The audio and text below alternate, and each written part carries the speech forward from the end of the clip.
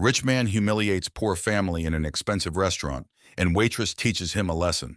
A wealthy executive objects to the presence of a family of modest means in a luxury gourmet restaurant, but ends up learning a valuable lesson. Before the video starts, please subscribe to join our community. Your support helps us grow, and hit the notification bell to stay updated with our latest content. Jordan Scott had a standing reservation at New York's most exclusive restaurant, Le Dauphin. He had dinner there at least twice a week, and he loved the atmosphere of exclusivity as much as he loved the delicious food. It was special to him walking into the hushed restaurant with only the discreet sounds of silver and crystal and the soft murmurs of conversation from the genteel diners. It was heaven, and he loved it. One evening, Jordan was happily perusing the menu when his ideal was shattered. Loud voices intruded, coarse voices, children's voices. He saw Yvonne, his favorite waitress, escorting a family to a nearby table. Jordan rarely saw families at Le Dauphin, and such a family. Jordan could see that Le Dauphin wasn't their usual hangout. The parents were in their 30s and dressed in their modest best. The two children were in their early teens. Yvonne started explaining the menu and the chef's specials when the mother interrupted. "I'm sorry that all sounds so expensive. Is there something simpler and more affordable on the menu?" "I want a hamburger," the boy cried, and Jordan winced. A hamburger at Le Dauphin? One of only 5 New York restaurants with 5 Michelin stars? It was inconceivable.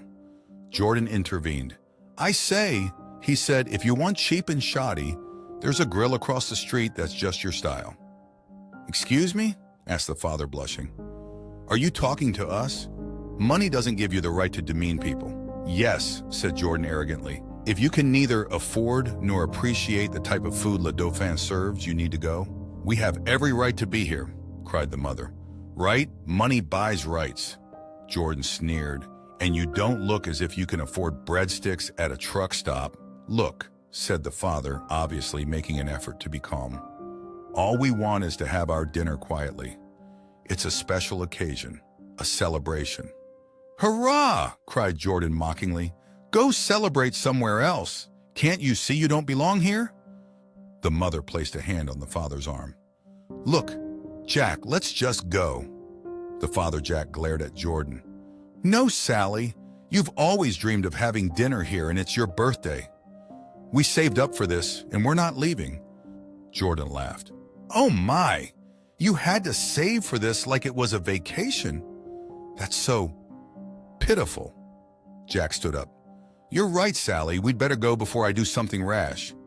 It was then that Yvonne intervened. She placed a gentle hand on Jack's shoulder. "Please, sir, sit down. I'll take care of this." Yvonne walked over to Jordan's table. "Mr. Scott," she said calmly, "I have to ask you to leave." "Leave? Me?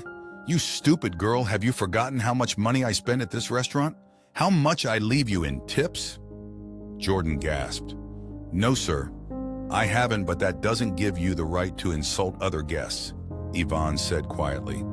"Call the manager," Jordan demanded.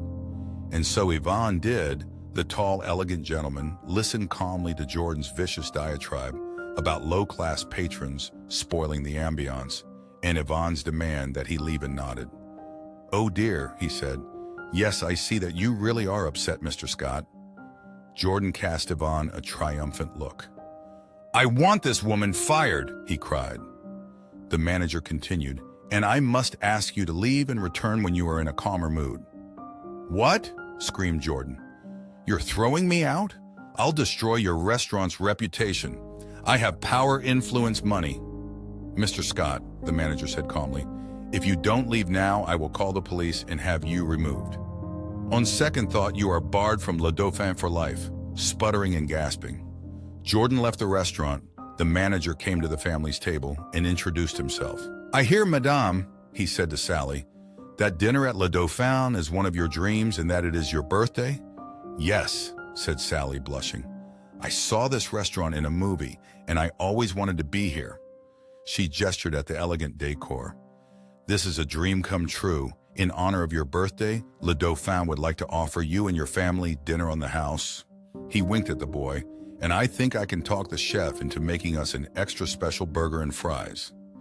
As they walked away from the family's table, Yvonne said to the manager, "I'm sorry, sir, I lost us a valuable patron and one who is going to make trouble for us." "No, Yvonne," the manager said. "You did the right thing. Mr. Scott is an unpleasant, entitled man, and no amount of money gives him the right to humiliate and demean the people around him.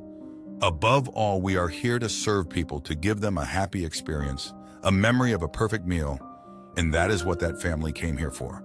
As for us, we are about more than making money. We are human and humane." The family had the loveliest meal ever, and the chef even managed to come up with a lovely birthday cake for Sally, complete with candles. It was magical the way it's supposed to be. What can we learn from this story? Money doesn't give you the right to demean people. Jordan thought himself above the family because he was wealthy, but he learned a sharp lesson in good manners. Standing up for people's right to be treated with dignity is more important than making money. The manager rightfully chose to place the family's rights above profit when Jordan insulted them.